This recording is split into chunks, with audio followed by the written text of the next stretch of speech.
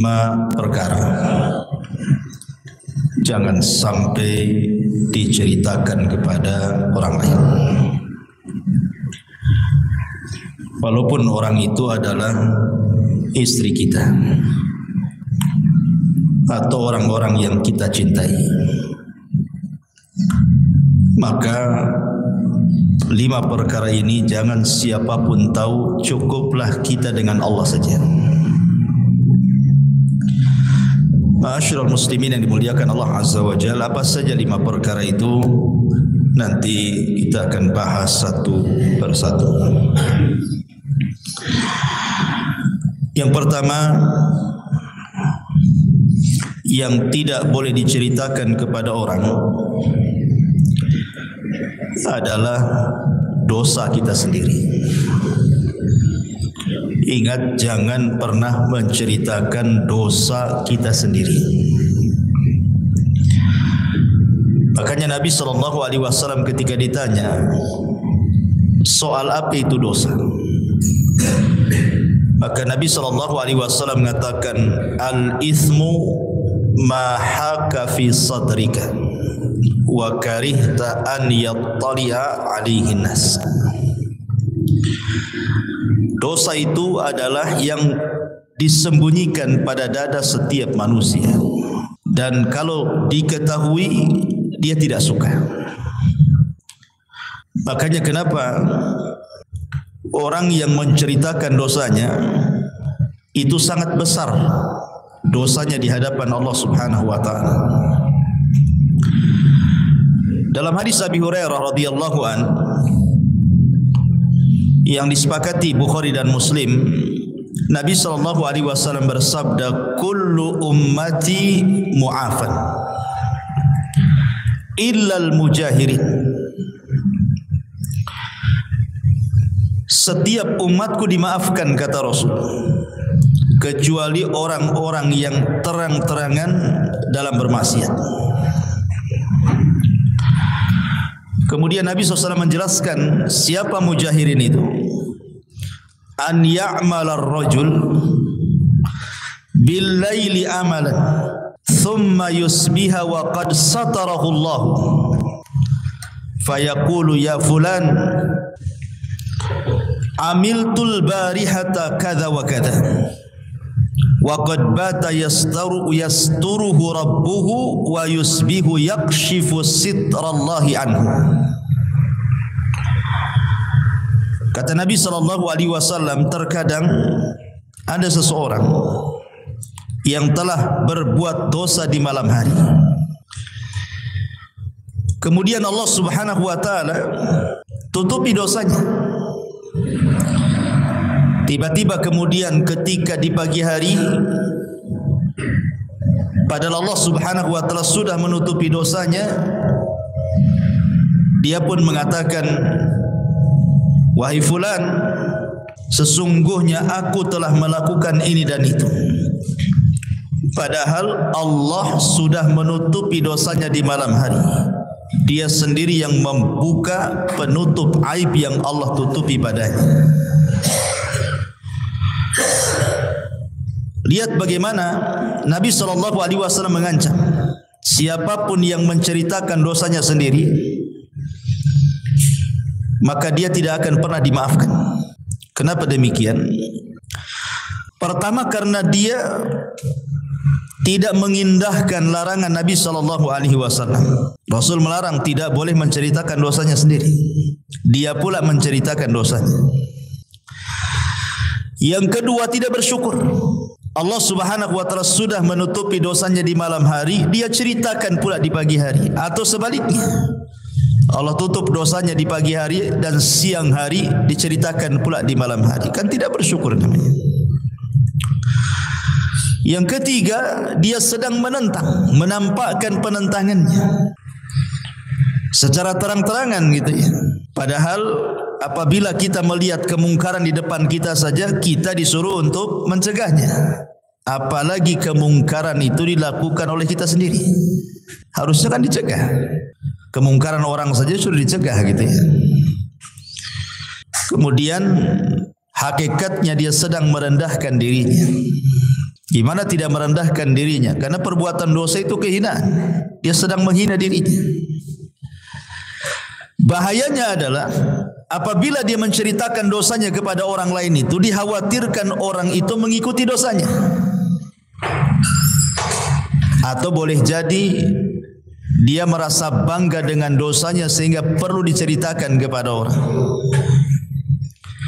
Dan itu banyak dilakukan anak-anak muda itu biasanya. Habis pacaran, kemudian selfie dengan pacarnya, ceritakan pula sama kawannya. Tuh lihat pacar saya, cantik enggak? Cantik. Lihat saya lagi peluk-pelukan sama dia. Semalam saya begini, begitu, ngompori kawannya. Ya kan? Jadi kan tidak boleh menceritakan dosanya. Makanya para ulama salaf mengatakan kalau seandainya dosa itu berbau busuk, seandainya dalam dosa itu ada bau busuk yang keluar, tentu tidak ada orang yang mau duduk di samping orang yang melakukan dosa itu. Kalau setiap perbuatan dosa itu mengeluarkan bau busuk, tidak ada orang yang mau duduk di samping orang yang pernah melakukan dosa itu. Tetapi nikmat dari Allah Subhanahu wa taala, Allah tidak buat seperti itu. Orang yang melakukan dosa dan orang tidak tahu, kemudian dia melakukan secara zahir penampilan orang biasa, orang tidak tahu bahwa dia melakukan dosa. Ma'asyiral muslimin yang dimuliakan Allah Azza wa Jalla, makanya para ulama salaf mengatakan, qala rajulun li ahadis salafi, berkata seseorang kepada salah seorang ulama salaf, kaifa asbahta, bagaimana di pagi harimu? Maka ulama salaf ini mengatakan, asbahtu baina ni'mataini, aku dibangunkan di pagi hari dan aku diberikan dua nikmat. La adri ayyatuhuma afdal, saya tidak tahu dua nikmat itu mana yang lebih afdal. Dzunubun sataraha Allahu azza wa jal fala yastati'u an yu'ayyirani biha ahad, wa mawaddatun qadhafaha Allahu azza wa jal fi qalbil ibadi lam yablugha amali. Kata ulama ini mengatakan, aku tidak tahu dua nikmat yang selalu Allah berikan kepadaku di pagi hari mana yang lebih afdal dari keduanya. Yang pertama, dosa-dosa yang Allah tutupi kepada diriku sehingga tidak ada satupun orang yang mencelaku. Ataukah perasaan cinta yang Allah tanamkan kepada hati hamba-hambanya, padahal amalanku tidak cukup untuk meraih kecintaan tersebut. Begitulah bersyukurnya para ulama salaf. Jadi kalau seandainya orang itu melakukan amal perbuatan dosa di malam hari, pagi harinya orang tidak tahu, bersyukur. Bersyukur kepada Allah Azza wa Jalla. Allah masih menutup aib kita. Makanya sering saya katakan kepada antum, kenapa orang itu dianggap mulia? Karena masih ditutup aibnya kan. Kalau seandainya aibnya dibongkar oleh Allah Subhanahu wa taala, tidak ada satupun manusia menghargai orang lain. Karena masing-masing orang itu punya aib masing-masing. Punya aib masing-masing. Jangankan itu ikhwatu fiddin muliakan Allah Azza wa Jalla. Kalau Allah Subhanahu wa taala mau nih merendahkan seseorang, kemudian dibuka satu saja aibnya, mungkin manusia mencela dia semuanya. Berapa banyak tokoh-tokoh yang dianggap tokoh di negeri kita ini, entah salah ngomong, entah kepeleset, kemudian menghina seseorang. Satu Indonesia netizen itu kumpul semua mencaci maki dia. Itu baru satu. Gimana kalau ditampakkan sifat aslinya? Ya. Ma'asyiral muslimin yang dimuliakan Allah Azza wa Jalla. Dari sini Nabi SAW bersabda dalam sebuah hadis, Inna Allah Azza wa Jalla yudnil mu'mina fayadau alaihi kanafahu wa yasturuhu minan nas. Sesungguhnya Allah Subhanahu wa taala nanti pada hari kiamat akan mendekati seorang mukmin lalu meletakkan perlindungan dan naungannya di atas mukmin tersebut. Kemudian Rasul mengatakan wa yuqarriruhu bidzunubihi. Maka dia pun akan ditanya soal dosa-dosanya dan dia akan mengiyahkannya. Wa yaqulu lahu, dan Allah akan katakan kepadanya, ata'rifu dzamba kadza, ata'rifu dzamba kadza, hatta idza qarrarahu bidzunubihi wa ra'a fi nafsihi annahu qad halak. Ketika Allah mengatakan, bukankah engkau sudah melakukan dosa ini, bukankah engkau sudah melakukan dosa itu, maka seorang mukmin pada hari kiamat mengatakan, tentu ya Rabb, tentu ya Rabb. Sehingga ketika dosanya disebutkan oleh Allah, dia pun merasa pasti akan binasa. Maka Allah katakan, fa inni qad satartuha 'alaika fid dunya wa inni aghfiruha lakal yaum thumma yu'ta kitaba hasanatihi muttafaqun alaih. Maka Allah katakan, sungguh aku telah tutup aibmu di dunia dan sekarang aku ampuni dosa-dosamu, maka dia pun diberikan catatan-catatan kebaikannya. Kata Al-Hafidz Ibnu Hajar rahimahullahu taala, beliau memberikan komentar, orang-orang yang ketika di dunia senantiasa menutup aibnya, tidak menceritakan dosanya kepada orang. Karena Allah Subhanahu wa taala sudah menutup aibnya pada dirinya sendiri, apalagi aib orang lain. Maka nanti pada hari kiamat orang ini akan ditutup aibnya di hadapan manusia. Dan Allah Subhanahu wa taala akan mengatakan, dulu di dunia ku tutup aibmu, sekarang di akhirat ku ampuni dosamu. Luar biasa. Tetapi orang-orang yang menceritakan dosanya di dunia, maka dia tidak akan ditutup aibnya di akhirat, dan Allah tidak akan mengampuni dosanya. Dari sini ma'asyiral muslimin yang dimuliakan Allah Azza wa Jalla, ingat, jangan pernah menyebar-nyebar aib diri sendiri. Karena ada sebagian orang itu bangga dia menceritakan dosanya kan. Duduk sama kawannya, walaupun mungkin dia sudah ngaji, sudah tobat, cerita pula masa lalunya. Dulu itu saya bekas preman loh kan, nggak percaya. Nih tengok tato saya sebelah buaya tatonya, sebelah ini apa ini? Ini ular kobra nih. Ngapain coba? Dilihat-lihatkan tatonya. Saya dulu di Sukambangan 5 tahun. Gak ada manfaatnya antum ceritakan dosa sama orang. Karena orang yang antum ceritakan dosa itu bukan Tuhan yang akan mengampuni dosa antum. Kalau antum hendak menceritakan dosa, ceritakan kepada Allah. Jelas-jelas dia akan mengampuni dosa kita kan? Karena di antara syarat taubat itu i'tiraf dzunub, mengakui dosanya di hadapan Allah Subhanahu wa taala. Makanya dosa Nabi Adam, doa Nabi Adam alaihi salatu wassalam, Rabbana zalamna anfusana. Ya Rabb, aku sudah menzalimi diri kami. Aku sudah berbuat dosa. Jadi kalau hendak menceritakan dosa, ceritakan kepada Allah. Fa illam taghfir lana wa tarhamna lanakunanna minal khasirin, kan itu. Kalau engkau tidak mengampuni dosaku, sungguh aku termasuk orang rugi. Harusnya ceritakan dosa kepada Allah Azza wa Jalla. Jangan diceritakan kepada orang.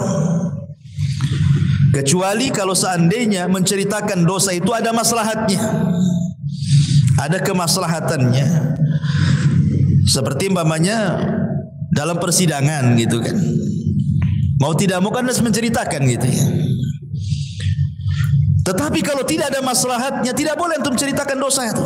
Cukuplah dosa itu yang tahu antara kita dengan Allah Subhanahu wa taala saja. Ini yang pertama. Jangan pernah ceritakan kepada siapapun, walaupun kepada istri kita, walaupun istri kepada suaminya. Cukuplah hanya yang tahu dia dengan Allah Subhanahu wa taala saja.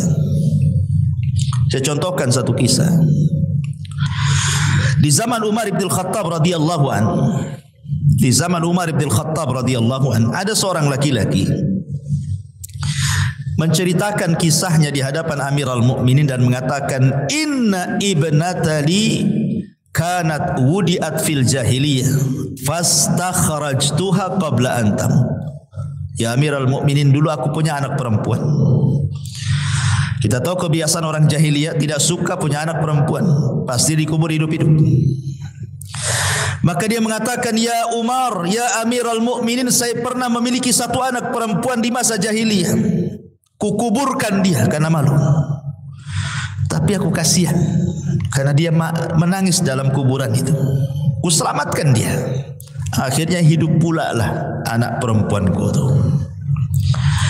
Kemudian dia mengatakan, ketika Islam sudah menyebar, aku pun masuk Islam dan putriku yang kubesarkan juga masuk Islam.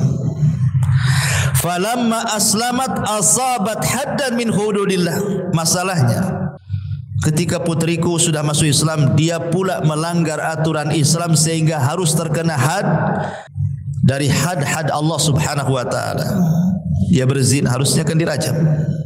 Atau kalau dia belum menikah harusnya dicambuk 100 kali, diasingkan setahun. Kalau dia mencuri ya dipotong tangannya, itu namanya had. Putriku ini melakukan sebuah perkara yang menjadikan harus tegak hudud had-had Allah Subhanahu wa taala. Kemudian dia mengatakan, fa'amidtu ila sufrat litudhbah biha nafsa. Kemudian ia pun putus asa sehingga ia ingin bunuh diri. Jadi wanita ini ingin bunuh diri. Bahkan lebih daripada itu, dia sudah memotong urat nadinya. Karena saking menyesalnya, putus asanya, dia pun kemudian bunuh diri dan memotong urat nadinya. Kemudian dia mengatakan, aku pun mendapatinya dan kutolong dan kuobati. Sekarang dia sudah sembuh dan sudah bertobat dengan taubat yang baik. Fahiya tukhtabu ilayya ya amiral mu'minin. Sekarang tiba-tiba datang seorang laki-laki ingin melamar anak putriku. Kemudian dia mengatakan, perlukah aku menceritakan masa lalunya? Perlukah aku menceritakan masa lalunya? Aku perintahkan wanita itu, anakku, suruh ceritakan kepada calon suaminya ini. Perlu enggak dia menceritakan masa lalunya kepada calon suaminya ini? Kata Amirul Mukminin, jangan. Jangan. Kenapa? Karena Allah Subhanahu wa taala sudah menutup aibnya. Wallahi la in akhbarta bi sya'niha ahadan minan nas la aj'alannaka nakalan li ahlil amsar. Kata Umar bin Khattab radhiyallahu an, demi Allah, seandainya engkau menceritakan tentang hal itu kepada siapapun juga, maka saya akan menjadikan anda sebagai satu tanda ibrah, pelajaran di hadapan segenap penduduk kota, katanya. Sebaiknya nikahkan dia seolah-olah dia wanita baik-baik. Lihat, Umar melarang. Tidak boleh menceritakan kondisi putrinya atau putrinya menceritakan dirinya kepada calon suaminya. Tidak boleh. Mungkin dia bekas wanita pezina, ya. Kemudian dia bertobat kepada Allah, maka sudah tidak pezina lagi, menjadi wanita baik-baik, kan? Makanya kenapa kalau dia sudah hijrah, tinggalkan teman-temannya, supaya tidak ada jejak di situ. Cari teman-teman yang baik, yang orang tidak tahu kalau anda ini orang jahat, anda ini mantan pezina, anda ini mantan orang-orang yang tidak baik, gitu ya. Karena ketika dapat lingkungan baru kan gak ada kenal dengan dia, sehingga orang menyangkanya anda ini orang baik-baik. Tidak boleh.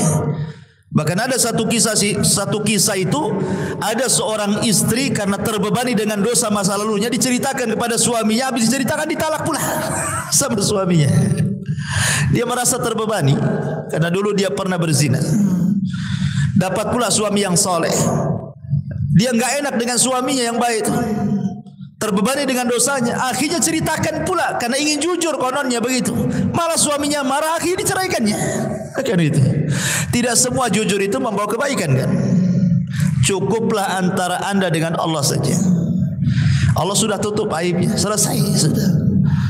Ini yang pertama, jangan pernah menceritakan aib diri sendiri, dosa diri sendiri kepada orang lain, walaupun orang itu adalah orang terdekat kita, walaupun orang itu orang tercinta kita. Cukup antara kita dengan Allah saja. Ini yang pertama, ya. Yang kedua, yang tidak boleh diceritakan kepada orang, ya, kalau ini kan aib sendiri. Yang kedua, aib orang lain, nggak boleh. Tidak boleh menceritakan aib orang lain. Dalam sebuah hadis yang dikeluarkan Al-Imam Ibnu Majah dan disahihkan oleh Syekh Nasiruddin Al-Albani rahimahullahu taala. Nabi sallallahu alaihi wasallam mengatakan, man satara awrata akhihil muslim satarahu Allahu awratahu yaumal qiyamah. Wa man kashafa awrata akhihil muslim kashafa Allahu awratahu hatta yafdhahu biha fi baitihi. Siapa yang membongkar aib saudaranya seorang muslim, maka Allah akan bongkar aibnya pada hari kiamat. Siapa yang menyingkap aurat saudaranya seorang muslim, Allah akan singkap auratnya pada hari kiamat. Sampai pun Allah akan bongkar auratnya atau aibnya dalam rumahnya sendiri. Al-jaza min jinsil amal. Kama tadinu tudan. Balasan itu sesuai dengan amalannya. Sebagaimana engkau melakukan sesuatu, maka akan ada orang yang melakukan hal yang sama kepadamu. Kalau kita membongkar aib orang, Allah akan utus orang yang akan membongkar aib kita. Kalau kita menggibah orang, Allah akan utus orang yang menggibah kita. Kalau kita menyakiti orang, Allah akan utus orang yang menyakiti kita. Begitulah hukum karma berlaku. Kama tadinu tudan. Kata para ulama, sebagaimana engkau melakukan sesuatu, maka Allah akan kirim hal yang sama kepadamu. Auzubillah. Ya. Ma'asyiral muslimin, jangankan itu. Kadang-kadang ada orang itu kononnya sih ingin mengingkari sebuah kemungkaran. Ingin mengingkari sebuah kemungkaran karena Rasul yang mengatakan, man ra'a minkum mungkaran falyughayyir bi yadihi. Masalahnya kemungkaran itu tidak dia lihat, dia dengar. Ada yang cerita sama antum, akhi, tolonglah bisa enggak nasihati si Anu, katanya. Kenapa? Ana lihat si Anu begini. Akhirnya antum langsung ikut emosi, datanglah ke si Anu itu, langsung antum maki-maki. Antum kayak begini ya? Anda pecerita antum begini. Tak boleh. Mengingkari kemungkaran itu syaratnya harus melihat. Makanya Rasul mengatakan, man ra'a, siapa yang melihat. Melihat dengan apa? Dengan mata, bukan mendengar. Kalau mendengar itu artinya tajassus antum. Tidak boleh antum mengingkari sesuatu yang antum tidak lihat. Ya. Jadi mengingkari sebuah kemungkaran itu harus tampak depan mata kita, gitu ya. Itu pun tidak semua harus disebarkan. Cukup kita ingkari, tapi tidak boleh sebarkan. Umar bin Khattab radhiyallahu anhu sampai dikisahkan. Jadi Umar bin Khattab radhiyallahu suatu ketika dia melihat ada seorang laki-laki dan perempuan melakukan fahisyah, berzina malam-malam. Ya. Jadi Umar bin Khattab radhiyallahu anhu suatu malam dia putar-putar kota Madinah. Fara'a rajulan wa imra'atan ala fahishatin. Dia melihat ada laki-laki dan perempuan sedang berzina. Ya. Falamma asbah. Padahal Umar Amirul Mukminin, ya. Bisa saja dia bawa polisi, gerebek itu bahasanya, gerebeknya digerebek gitu. Ya. Tapi Umar diam. Padahal dia lihat, diam. Keesokan harinya dia panggil Ali radhiyallahu anhu. Panggil Ali. Kemudian Umar mengatakan, ara'aitum law anna imaman ra'a rajulan wa imra'atan ala fahishatin afa aqama alaihi mahad ma kuntum fa'ilin, katanya. Jadi Umar mengumpulkan beberapa sahabat, salah satunya Ali radhiyallahu anhu. Bagaimana pendapat kalian, katanya, kalau seandainya ada seorang pemimpin, padahal dia menceritakan dirinya sendiri itu. Gimana pendapat kalian? Kalau ada seorang pemimpin melihat ada seorang anak muda dengan seorang wanita berzina, apakah pemimpin itu harus langsung melakukan had, hukuman, atau bagaimana? Gimana pendapat kalian, katanya? Apa yang diharuskan, yang harus dilakukan seorang pemimpin itu kalau melihat dengan kedua matanya? Qalu, para sahabat mengatakan, innama anta imam, kau kan khalifah, terserah engkau lah, kau tegakkan saja kan itu, kan kau khalifah kan itu, ya. Faqala Ali radhiyallahu anhu, maka Ali mengatakan, laisa dzalika lak, idzan yuqamu 'alaikal hadd. Inna Allah lam ya'man ala hadzal amr aqal min arba'ati syuhud, katanya. Tidak demikian engkau menegakkan sebuah had itu. Kenapa? Karena syarat menegakkan had itu dalam hukuman seseorang menuduh berzina itu harus ada 4 saksi. Ini kan melihat sendiri kan, 1 orang saja. Tidak bisa kita ini menuduh orang berzina walaupun kita tahu dia berzina kalau tidak mendatangkan 4 saksi. Harus ada 4 saksi. Ya, jelas-jelas kita melihat kan, tapi tidak ada saksi, cuma kita saja yang tahu. Maka ketika Umar mendengar nasihat Ali radhiyallahu an, "Tsumma tarakahum ma sya'allah an yatrukahum." Kemudian Umar pun meninggalkan mereka para sahabat. Dan Umar tidak menegakkan had. Kenapa? Menutup aibnya. Mudah-mudahan dia bertobat kepada Allah Azza wa Jalla. Ya kan, lihat. Kita ini kadang-kadang enggak.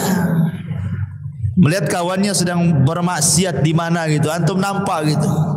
Besoknya cerita pula sama kawan, ana enggak yakin sama si Anu. Kenapa? Semalam ana lihat si Anu, si Adi ini dia. Terus cerita pula sama orang. Antum aja belum panggil dia, belum nasihati, udah disebarkan pula sama orang. Kan masalah ya. Apalagi nih saya nasihatkan kepada orang-orang yang berprofesi sebagai wartawan.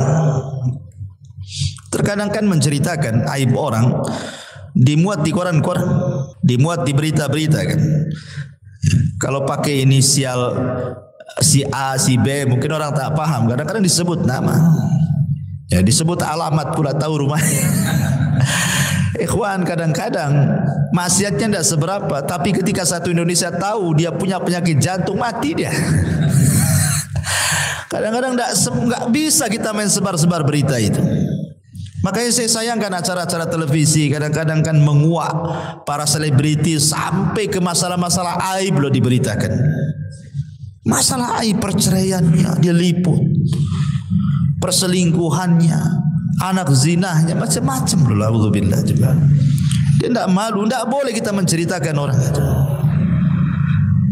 Pamannya kita ini kan umumnya nih, kadang-kadang kita ini hidup di perumahan. Terkadang kan perumahan-perumahan kita ini kan sifatnya bukan kayak di desa gitu ya, satu rumah kebun gitu ya. Jadi nggak tahu kadang-kadang tetangga ini ada masalah bertengkar, nggak paham kalau di desa kan. Tapi di kota ini sulit karena kadang-kadang rumah kita ini kopel, berdekatan gitu ya, nempel, kadang-kadang satu dinding pula. Sehingga apa yang terjadi dengan sebelah itu kita tahu jadinya. Kita tahu jadinya, entah dia bertengkar gitu ya sampai melayang sana sini, mau caci memakin, tahu urusan selingkuh, tahu urusan utang, tahu urusan apa gitu kan. Kadang-kadang kita ini tidak sadar, telinga kita mendengar. Ya.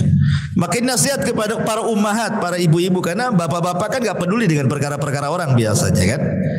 Ya, kalau bapak-bapak ini sibuk, pagi udah keluar kerja. Biasanya yang tahu masalah-masalah orang-orang sebelah itu ibu-ibu tuh biasanya. Tetangga lagi ngapa-ngapain itu biasanya ibu paling paham tuh. Kayaknya ditaruh CCTV pula di tetangga tuh. Ya. Kalau seandainya ibu-ibu ini mendengar adalah masalah-masalah dengan tetangga, ribut ini itu, cukup ibu yang tahu. Jangan pula cerita sama suaminya malam-malam. Suaminya datang diceritakan pula sama suaminya. Bang, tahu nggak tadi pagi baru ada perang bang katanya. Di mana? Di Suriah ke di Lebanon gitu. Sebelah. Nggak perlu, nggak boleh. Ya ini ibu-ibu di atas ya. Jangan ceritakan. Cukup ibu yang tahu saja. Nggak boleh menyebarkan aib orang. Bahkan Isa ibnu Maryam alaihi salatu wassalam pernah dengan matanya melihat ada orang mencuri. Dikejar sama dia. Isa bin Maryam. Riwayat ini disebutkan dalam kitab Tauhid. Ditangkap sama Isa. Kamu mencuri ya? Kata pencuri ini, wallah saya tidak mencuri. Bersumpah pula dia. Karena dia sudah bersumpah, wallahi saya mencuri. Padahal Isa bin Maryam ini melihat dengan telak dua matanya dia mencuri. Ketika dia bersumpah langsung Isa mengatakan, oh ya saya yang salah katanya. Dan mengatakan akhtatu wa kadzaba aini, aku salah, mataku yang berdusta katanya. Mataku yang berdusta, aku yang salah, maaf katanya. Kau yang benar katanya. Pergi tinggalin. Seperti itulah pelajaran bagaimana menutup aib orang gitu ya. Enggak boleh kita ini menutup membongkar aib orang. Makanya dahulu di zaman Nabi SAW ada laki-laki namanya Hazal. laki-laki namanya Hazal. Hazal ini punya budak namanya Ma'iz. Ya, ma'ruf kisahnya Hazal dengan Ma'iz ini. Jadi suatu ketika budaknya Hazal ini namanya Ma'iz ini berzinah dengan seorang budak wanita yang lainnya, sesama budak. Ya, ketahuan sama Hazal ini, ketahuan sama tuannya, ketahuan. Akhirnya kemudian Hazal ini ngomong sama Ma'iz ini, karena engkau sudah berzina, maka engkau harus menceritakan kepada Rasul dan engkau siap untuk dirajam, karena engkau sudah menikah. Berangkatlah kemudian si Ma'iz ini menemui Nabi SAW dan menceritakan soal perzinahan dia dengan seorang wanita. Tapi Nabi SAW ketika itu mengatakan, jangan-jangan kau hanya peluk-peluk saja, kau cium-cium saja, kau tidak berzina, pergilah. Kata Rasul. Rasul tetap menutup aibnya, jangan sampai mengaku gitu ya. Ya. Tapi Ma'iz ini, Ibn Malik al-Aslami ini betul-betul berbuat salah. Ya. Akhirnya kemudian datanglah Hazal dan mengatakan, ya Rasulullah, aku melihatnya dan aku yang menyuruh dia untuk datang kepadamu menceritakan perzinahannya. Rasul marah kepada Hazal, karena kalau sudah sampai perkara itu kepada hakim tidak bisa lolos, harus ditegakkan hukuman. Kalau masalah sudah sampai ke hakim, tidak bisa ya ada rukhsah, tegak hukuman. Maka Nabi SAW mengatakan kepada Hazal, ya Hazal, lau satartahu biridaika kana khairan laka. Ya Hazal, kalau engkau menutup aibnya si Ma'iz ini, enggak perlu kau suruh-suruh dia lapor saya. Kau cukup nasihati dia bertobat, sudah selesai. Ya, karena akhirnya Ma'iz harus dirajam kan? Karena sudah sampai kepada Nabi. Makanya Rasul mengatakan kepada Ma'iz, kenapa kau tidak tutup aibnya? Kenapa kau suruh-suruh dia lapor sama aku gitu? Tutup saja aibnya supaya dia bertobat kepada Allah Azza wa Jalla. Maunya Nabi SAW itu jangan sampai dilaporkan, cukup dinasihati, bertobat supaya jangan melakukan lagi. Itu saja, sampai di situ. Bagaimana indahnya Islam itu. Sebab kalau sudah sampai ke hakim, tidak ada cerita. Kalau sudah sampai ke hakim, potong tangan, rajam, tegak hukuman. Enggak ada lagi main sogok sini, sogok sana, enggak ada lagi cerita kalau sampai hakim itu. Ya. Maka ikhwatu fillah muliakan Allah Subhanahu wa taala, ingat bahwa menutup aib orang lain itu juga bagian daripada perkara jangan pernah diceritakan kepada siapapun. Jangan, cukup kita saja yang tahu. Jangan cerita sama istri sama suami atau sama siapapun. Ya, ini yang kedua. Yang ketiga yang tidak boleh diceritakan kepada orang adalah bicara tentang urusan ranjang suami istri. Enggak boleh. Nabi SAW bersabda dalam hadis Muslim, inna min asyarrin nasi indallahi manzilatan yaumal qiyamati ar-rajul yufdi ila imra'atihi wa tufdi ilaihi thumma yanshuru sirraha.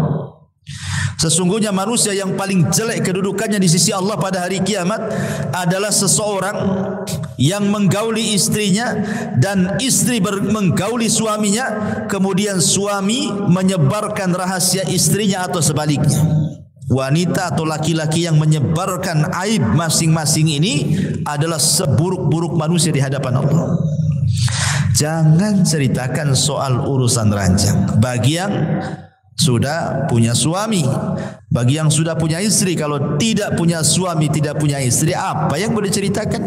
Ranjang mana yang boleh diceritakan? Paling tempat tidurnya aja reot gitu ya, kurang tiang gitu ya, banyak tumbila atau apa kan. Maksudnya di sini yang sudah punya suami itu yang sudah punya istri. Jangan ceritakan soal urusan ranjang, artinya urusan persetubuhan suami dan istri, jangan. Karena Nabi SAW mengatakan, inna min a'zamil amanati indallahi yaumal qiyamah ar-rajul yufdi ila imra'atihi wa tufdi ilaihi thumma yanshuru sirraha. Sesungguhnya pelanggaran amanah terbesar di sisi Allah pada hari kiamat adalah seorang laki-laki yang menggauli istrinya atau istri menggauli suaminya lalu disebarluaskan ke halayak manusia. Ini sebesar-besar pelanggaran amanah di hadapan Allah. Tidak boleh tutupi aib suami istri itu. Karena di zaman Rasul ada juga sahabat itu yang melakukan seperti itu. Jadi kalau bermajlis dengan laki-laki menceritakan soal istrinya, kalau istri bermajlis dengan sesama wanita menceritakan soal suaminya, sampai ke telinga Rasul. Maka Nabi SAW mengatakan, la taf'alu fa innama mithlu dhalika mithlu syaitan laqiya syaitanatan fi tariqin fa ghasyiha wan nasu yang turun. Jangan kalian lakukan itu, karena perbuatan semacam itu adalah seperti setan laki-laki jumpa dengan setan perempuan kemudian berzina dan manusia melihatnya di tengah jalan. Tak boleh. Karena ini biasa yang sering saya katakan, anak-anak muda biasa yang kayak gini, yang baru kawin muda ini. Anak-anak muda baru nikah, ya entah saking senangnya diceritakan sama kawannya. Wah mantap semalam katanya. Apa yang dimantepin? Pokoknya mantap kan itu. La ilaha illallah. Tidak boleh. Kalau sudah lama ceritanya lain lagi, bukan mantap, payah katanya. Kan gitu, payah katanya kan. Nggak boleh kawan menceritakan, kecuali memang menceritakan kalau ada kebutuhan, datang ke dokter, dok saya tidak bisa begini sama istri saya, wajar, ya kan? Karena ingin berobat. Lah kalau tidak diceritakan gimana dokter mau ngasih obat? Ya, kata dokter kenapa? Diam aja. Kenapa dapat tuh datang ke sini? Nggak mau cerita dok katanya. Ustaz tak boleh cerita, nggak akan dapat obat lah antum. Gitu ya. Itu kalau memang ada hajat boleh cerita. Kalau nggak hajat ngapain diceritakan? Ya maka ini yang ketiga, tidak boleh. Tidak boleh menceritakan soal urusan ranjang. Ya baik ceritanya indah atau ceritanya tidak indah, jelek, tetap dua-duanya jelek. Urusan kita dengan istri dengan suami, dia yang tahu. Mau jelek mau baik itu urusan berdua. Itu rahasia yang tidak boleh diceritakan kepada siapapun, kecuali tadi kalau ada hajat ingin berobat ke dokter. Ya, Ma'asyiral muslimin yang dimuliakan Allah Azza wa Jalla, ini yang ketiga. Yang keempat yang tidak boleh diceritakan sama orang adalah menjaga amanah orang. Al-Imam Ibnu Utsaimin rahimahullahu taala menukilkan perkataan Imam Nawawi, ya, ketika menceritakan tentang bab hifdis sir, bab tentang seseorang itu menjaga rahasia. Karena begini ikhwan, kalau seandainya ini saya contohkan, ada orang datang kepada antum ingin menceritakan sesuatu, sebelum menceritakan tuh kayak cemas dia, nengok ke kiri, nengok ke kanan, nengok ke belakang, baru sini. Ana mau cerita. Ketika orang itu melakukan perkara seperti ini, berarti dia tidak mau diketahui orang kan? Karena sebelum cerita aja dia tengok dulu, tengok kiri, tengok kanan, ada orang enggak kan? Baru diketi antum kemudian cerita sama antum. Artinya dia sendiri tidak mau diketahui orang. Ya, karena apa? Karena gerak-geriknya sudah nampak atau tidak mau orang itu tahu. Lah antum pula yang diceritai, antum pula sebarkan. Kan aneh. Dia sendiri takut diketahui orang, kemudian cerita sama antum, antum pula sebarkan. Berarti antum tidak menjaga amanah orang namanya. Enggak boleh. Ya, jadi walaupun dia tidak ngomong umpamanya, tolong jangan ceritakan ya. Walaupun tidak ngomong begitu, tapi kita lihat dari gerak-geriknya. Maka gerak-gerik itu menunjukkan bahwa dia hendak bercerita yang orang lain jangan sampai tahu. Maka selama itu antum jangan ceritakan sama orang. Apalagi secara telak-telak lafadznya mengatakan, akhi, ana mau cerita curhat sama antum, tolong jangan ceritakan sama orang. Apalagi ada omongan lagi, coba. Sudah ada omongan loh. Ya. Kalau sudah ada omongan, jangan ceritakan sama orang. Berarti selamanya antum jangan pernah diceritakan sama orang. Wa aufu bil ahdi innal ahda kana mas'ul. Jaga perjanjian antum dengan orang itu, karena perjanjiannya akan ditanya di hadapan Allah Subhanahu wa taala. Karena sering saya katakan kan, terkadang orang itu menjaga amanah dengar ini paling sulit. Awalnya aja iya aja antum itu. Jangan ceritakan sama orang. Iya, cerita aja katanya. Besoknya pula antum cerita sama orang, kalimatnya sama. Anda dapat amanah, dia ngomong jangan ceritakan. Antum juga jangan ceritakan lah katanya. Gitu ya kan. Nanti yang ketiga juga ngomong begitu juga. Video apa nih? Pokoknya hanya antum aja lah yang tahu. Akhirnya satu desa tahu, coba kan. Ini kan masalah, ya. Maka amanah-amanah seperti ini jangan pernah keluar. Jangan cerita, walaupun sama orang terdekat kita, sama istri, sama suami, tidak boleh. Karena orang ini ngasih amanah sama kita masalahnya. Kalau sudah ngasih amanah, jangan ceritakan, ya jangan diceritakan. Ya, cukup antara kita dengan dia saja. Sebab kalau diceritakan, berarti antum menyebar aib, menyebar aib orang. Ini yang keempat. Yang kelima, ini khusus bagi antum yang dipercaya untuk memandikan jenazah. Pemain antum dipercaya nih memandikan jenazah. Terkadang jenazah-jenazah yang kita mandikan itu ada luka, ada aib, ada cacat, ada apa kan kita tidak tahu. Entah dia habis dioperasi, dibedel sana sini kan. Ya, makanya kenapa dalam memandikan jenazah itu kan tidak sembarang orang masuk dan disunahkan untuk ditutup. Bahkan disunahkan untuk berwasiat. Kalau saya mati si Ustaz Anullah yang mandikan. Kenapa dalam syariat itu sampai seperti itu, atau keluarga terdekatnya kalau dia suami istri yang mandikan atau sebaliknya gitu ya? Karena di situ ada rahasia yang tidak boleh keluar. Maka kalau Allah percayakan antum itu untuk mengurus jenazah orang, mulai daripada memandikan, mengkafankan sampai menguburkan, jangan ceritakan aib jenazah. Tak boleh. Walaupun sama istri, walaupun istri sama suami, cukup dia dengan jenazah dan dengan Allah saja. Jangan cerita. Ya, karena ini berdosa antum kalau ceritakan aib walaupun dia sudah mati loh ya, apalagi masih hidup. Ya, karena sama saja antum menceritakan orang mati itu sama menceritakan kehidupan dia. Karena Rasul mengatakan kasrul hayy ka kasril mayit. Mematahkan tulang orang mati itu sama dengan mematahkan ketika hidupnya. Maka tidak boleh diceritakan. Ya, cukup antum yang tahu. Kalau mandikan saja sudah. Habis itu sudah, jangan cerita. Apalagi dia sudah meninggal, kasihan. Jangan sampai auratnya ketahuan. Ini 5 perkara ini tidak boleh diceritakan sama orang. Ya, ini soal-soal dosa. Ya. Tapi di sana juga ada amalan-amalan yang tidak boleh diceritakan. Kalau bisa jangan diceritakan sama orang. Contohnya apa? Sedekah. Allah Subhanahu wa taala mengatakan dalam Al-Qur'an, "In tubdus shadaqati fa ni'immahi. Wa in tukhfuha wa tu'tuha al-fuqara fa huwa khairul lakum. Wa yukaffir ankum min sayyi'atikum wallahu bima ta'maluna khabir." Jika kalian tampakkan sedekah selama ikhlas itu sebuah kenikmatan. Tapi jika engkau sembunyikan itu jauh lebih baik bagi kalian. Karena Rasul mengatakan shadaqatus sir tudfi'u ghadab Rabb. Sedekah yang rahasia itu bisa meredamkan kemurkaan Allah Azza wa Jalla. Zainul Abidin,